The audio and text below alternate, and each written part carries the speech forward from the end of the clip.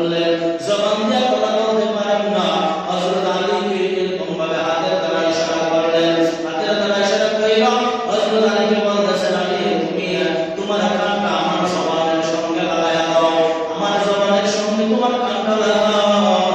আপনার আমার পয়গম্বর ডাকতে পারি, আমার উম্মতের জন্য বদদুয়া করো না, কারণ যদি আমার উম্মতের জন্য বদদুয়া করো তাহলে আল্লাহ রাব্বুল আলামিন যদি তোমার দোয়া কবুল কইরা ফেলে, তাইলে তুমি আমার উম্মতের জন্য বদদুয়া করার কারণে আমার উম্মত যদি ধ্বংস হয়ে যায়, তাহলে আমি আর দিন কার কাছে প্রচার করব? সুবহানাল্লাহ। আমি আমার দিন কার কাছে প্রচার করব? আমার ইসলাম কার কাছে প্রচার করব? আলী রে, বদদুয়া দিও না, বদদুয়া দিও না, তাদের জন্য দোয়া করো, আল্লাহ তাআলা তাদেরকে হেদায়েত দিয়া দেয়। যে মাত্র হযরত আলী রাদিয়াল্লাহু তাআলা আমার নবীর জবান মুবারকের দ্বারা কথাগুলো শুনলো, এই দিক দিয়া আটজন সাহাবী আপনারা আমার নবীকে বেশ করে রাখছেন, গ্রাম দিয়ে রাখছে। তারা চিন্তা করতেছে, আমার রাসূলকে যদি হত্যা করতে আসে তাইলে আমাদেরকে সর্বপ্রথম হত্যা করো, তারপর আমার রাসূলকে হত্যা করা যাবে না। এমন ভাবে মনের মধ্যে প্রিপারেশন নিয়া তারা দৃঢ় প্রতিজ্ঞা নিয়া আপনার আমার রাসূলকে বেশ করে নিয়ে চতুর্দিকে সৈনিকের মতো দাঁড়ায় আছে। তার মধ্যে একজন সাহাবী ছিলেন হযরত আবু দারদা রাদিয়াল্লাহু তাআলা আনহু। তিনি এমনভাবে আপনার আমার রাসূলের দিকে প্রাচীন হইয়া দাঁড়ায় রইলেন, প্রাচীন হইয়া দাঁড়ায় রইলেন। কাফের মুশরিক বেঈমানেরা আপনার আমার রাসূলের সেই সাহাবী হযরত কাতাদা রাদিয়াল্লাহু তাআলা আনহুকে হত্যা করে ফেললেন। কাতাদা যখন হত্যা হয়ে যায়, কাতাদা ডাকতে বলে, সাহাবীরা শোনো, সাহাবীরা শোনো, আমার রাসূলের কোনো কষ্ট না হয়, আমার নবীর যেন কোনো কষ্ট না হয়, সেই দিকে তোমরা খেয়াল রাখো। যদি আমাদের নিজের জীবন চলে যায় তারপরে যেন আমার রাসূলের কোনো কষ্ট না হয়। এমন ভাবে বলছে, আর দুনিয়া ছেড়ে তিনি শাহাদাত বরণ করেছেন। এর মধ্যে আপনার আমার রাসূলের আরেকজন সাহাবী আস্তে আস্তে করে সকলকে তারা হত্যা করে ফেলেছে, সকলকে তারা শাহাদাত করে ফেলেছে। ৮ নম্বর একজন সাহাবী, যার নাম হলো হযরত আপনার আমার রাসূলের একজন সাহাবী, যার নাম হলো আব্দুল্লাহ ইবনে সালাম রাদিয়াল্লাহু তাআলা আনহু। আব্দুল্লাহ ইবনে সালাম রাদিয়াল্লাহু তাআলা আনহু তিনি শহীদ হওয়ার আগ মুহূর্তে আপনার আমার রাসূলের শরীর মুবারকের মধ্যে এমনভাবে বেশ করে দিয়া রাখছে।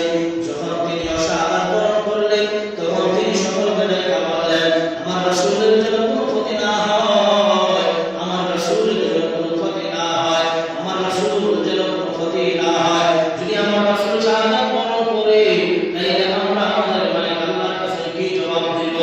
এমনভাবে আটজন সাহাবী শাহাদাত বরণ করেছে। আপনার আমার নবী বিশ্বনবী মুহাম্মদুর রাসূলুল্লাহ সাল্লাল্লাহু আলাইহি ওয়াসাল্লাম তিনি এমনভাবে উহুদের ময়দানে পড়ে রইলেন, উহুদের ময়দানে পড়ে রইলেন। সমস্ত সাহাবীরা দেখলেন, যখন যুদ্ধের মধ্যে জয়লাভ করলেন, যুদ্ধ যখন জয়লাভ হয়ে গেছে, আল্লাহ রাব্বুল আলামিনের পয়গম্বর বিশ্বনবী মুহাম্মদুর রাসূলুল্লাহ সাল্লাল্লাহু আলাইহি ওয়াসাল্লামের এরকম ভাবে মাথা মুবারকের মধ্যে লোহার টুপিটা বিদ্ধ অবস্থায় রয়েছে। রাসূলের শরীর থেকে রক্ত ঝরতেছে, শরীর থেকে রক্ত ঝরতে রাসূলের শরীর মুবারক রক্তাক্ত লাল হয়ে গিয়েছে, রাসূলের পা মুবারক পর্যন্ত লাল হয়ে যায়। সাহাবায়ে কেরাম আশ্চর্য হয়ে যায়, সাহাবায়ে কেরাম নিজেদেরকে আর কন্ট্রোল করতে পারে না, সাহাবায়ে কেরাম নিজেদেরকে আর কন্ট্রোল করতে পারতেছিলেন না। আপনার আমার পয়গম্বর বিশ্বনবী মুহাম্মদুর রাসূলুল্লাহ সাল্লাল্লাহু আলাইহি ওয়াসাল্লাম তিনি যখন দেখলেন ব্যথার যন্ত্রণায় আর সহ্য করতে পারেন না, আপনার আমার নবী ডাকতে বলে, সাহাবীরা কে আছো, আমার মাথা থেকে লোহার হ্যান্ডেলটা খুলতে পারবা? কে আছো, আমার মাথা থেকে লোহার হ্যান্ডেলটা খুলতে পারবা? একজন সাহাবী ডাকতে বলে, ইয়া রাসূলুল্লাহ, ইয়া হাবিবাল্লাহ, আমি আপনার মাথা মুবারক থেকে হ্যান্ডেলটা খুলতে পারবো। আপনার আমার পয়গম্বর ডাকতে বলে, সাহাবী দেরি করিস না, তাড়াতাড়ি করে লোহার হ্যান্ডেলটা খোলার ব্যবস্থা করো।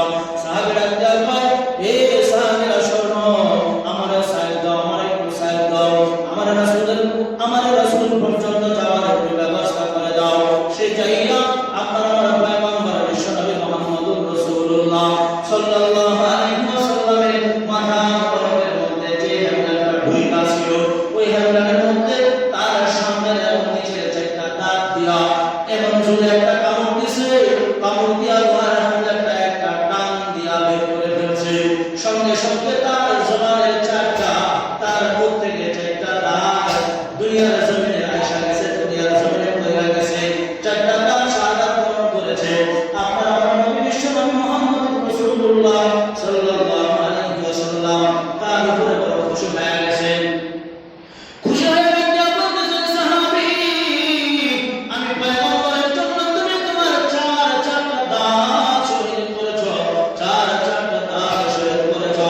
এরকম ভাবে সাহাবীরা বলে, ইয়া রাসূলুল্লাহ শুধু আমার চারটা দাঁত শহীদ করেছি তা নয়, যদি আমার দরকার হয়, আপনার জন্য যদি দরকার হয়, তাহলে আমি আমার নিজের জীবনটা পর্যন্ত শাহাদাত বিলীন করে দিতে প্রস্তুত। সুবহানাল্লাহ। শাহাদাত বরণ করার জন্য আমি আমার নিজের জীবনটা পর্যন্ত আল্লাহর রাস্তায় দিয়ে দিতে প্রস্তুত। আপনার আমার পয়গম্বর তার জন্য দোয়া করলেন। দোয়া করে বললেন, সাহাবী আল্লাহ পাক রব্বুল আলামিন কাল কিয়ামতের দিন হাসরের ময়দানে তোমার এই হিম্মতের কারণে আর আমাকে তুমি যে উপকার করেছো এই উপকারের কারণে আল্লাহ রাব্বুল আলামিন তোমার জান্নাত দান করে দিবেন। সুবহানাল্লাহ। ওহদের ময়দানে আপনার আমার পয়গম্বর বিশ্ব নবী মুহাম্মদুর রাসূলুল্লাহ সাল্লাল্লাহু আলাইহি ওয়াসাল্লাম এরকম ভাবে দন্দন মোবারক শহীদ করেছেন।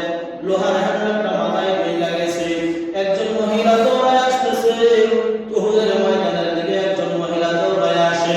মহিলা আসতেছে মহিলা প্রতিমধ্যে জিজ্ঞাসা করে, আমার নবী বেঁচে আছে কিনা বলো। একজন ডাক্তার কয়, তোমার নবী বেঁচে নাই, তোমার নবীর আগে তুমি এটা জানো না তোমার স্বামী ইন্তেকাল করেছে।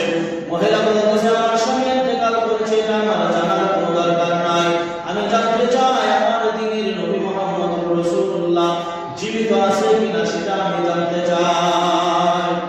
আর একটু সামনে আসলেন, আগাইতে আগাইতে আরো যখন সামনে আসলো, সামনে আসার পরে আবার একজনকে জিজ্ঞাসা করি, আমার দ্বীনের নবী বেঁচে আছে কিনা আমার একটু বলো। মহিলা কাজ একজন লোক ডাকতে, মহিলা তুমি নবীর জন্য খোঁজ খবর নিতে আসলা, জানোনি তোমার সন্তান শহীদ হয়ে গেছে। মহিলা ডাকতে কয়, আমি আমার সন্তানের খোঁজ আগে থেকেই জানি, আমার সন্তান শহীদ হয়েছে আমার কিছু যায় আসে না, তবে তোমার যদি জানা থাকে তাহলে তুমি আমার বলো আমার নবী জীবিত আছে কিনা। মহিলা সামনে আগাইতেছে, সামনে আগাইতেছে, সামনে আগায়, সামনে আগায়, সামনে আগায়, সামনের দিকে যত আগায় সাহাবায়ে কেরাম ডাকতে বলে, মহিলা কোথায় যাও, কোথায় যাও। মহিলা ডাকতে কয়, আমার দ্বীনের নবী জীবিত আছে কিনা আমার একটু জানায়া দাও, আমার দয়ার নবী জীবিত আছে কিনা আমার একটু জানায়া দাও। একজন সাহাবী যখন বললেন, হ্যাঁ দ্বীনের নবী জীবিত আছে, দ্বীনের নবী শাহাদাত বরণ করে নাই, নবীর কথা শুনা মহিলা তখন যাইয়া নিজেদেরকে শান্ত করতে পারছে। সাহাবীরা ডাকতে বলতেছেন, সাহাবী আমরা দূর থেকে বিশ্ব নবী মুহাম্মদ রাসূলুল্লাহ সাল্লাল্লাহু আলাইহি ওয়াসাল্লামের চেহারা মুবারকটা একটু দেখার ব্যবস্থা করে দাও। দূর থেকে মহিলা যখন দেখলেন আপনার আমার নবী বিশ্ব নবী মুহাম্মদ রাসূলুল্লাহ জীবিত আছে, ঠিক তখনই মহিলা নিজেকে শান্ত করতে পারছে। বুঝানোর উদ্দেশ্য হলো মহান রব্বুল আলামিন ডাক্তার কয়, পয়গম্বর যারা আপনাকে নির্বংশ বইলা গালি দেয়, যারা আপনাকে আবতার বইলা গালি দেয়, তারাই হবে নির্বংশ, তারাই হবে আবতার। আমি আল্লাহ রব্বুল আলামিন পবিত্র কোরআনুল কারীমের মধ্যে সেই ঘোষণাটাই দিয়ে দিলাম। সুবহানাল্লাহ। এই জন্য আল্লাহ তাআলা বলেন, ইন্না আ'তাইনাকাল কাউসার ফাসাল্লি লিরাব্বিকা ওয়ানহার ইন্না শানিআকা হুয়াল আবতার। আল্লাহ তাআলা বলেন, নবী যারা আপনাকে আবতার বলে গালি দেয়, যারা আপনাকে নির্বংশ বলে গালি দেয়, তারাই হবে আবতার, তারাই হবে নির্বংশ। তাদের নাম নিশানাটাও থাকবে না দুনিয়ার জমিনে, কিন্তু আপনার নাম নেওয়ার মতো crore crore crore crore million million trillion trillion মানুষ এই পৃথিবীর বুকে কিয়ামত পর্যন্ত থাকবে। সুবহানাল্লাহ, সুবহানাল্লাহ। তাইলে আল্লাহ পাক রব্বুল আলামিন এই বুঝাইতে চাইলেন যে আমি আল্লাহ যাকে চাই, আমি আল্লাহ যাকে ভালোবাসি,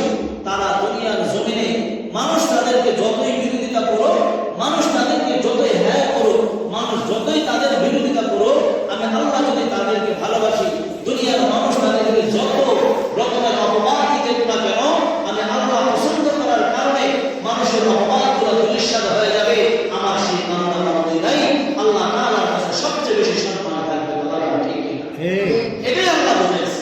এই জন্য আল্লাহ বলে, নবী আপনি শুধু মানুষদেরকে বলেন আর জানায়া দেন, তারা যেন আপনাকে ভালোবাসে, তারা যেন আল্লাহকে ভালোবাসে, তারা যদি আমাকে ভালোবাসে, তারা যদি আপনাকে ভালোবাসে, তাহলে তাদের জন্য কাল কিয়ামতের দিন হাসরের মাঠে আমি আল্লাহ রাব্বুল আলামিন নাজাতের ব্যবস্থা করে দেব।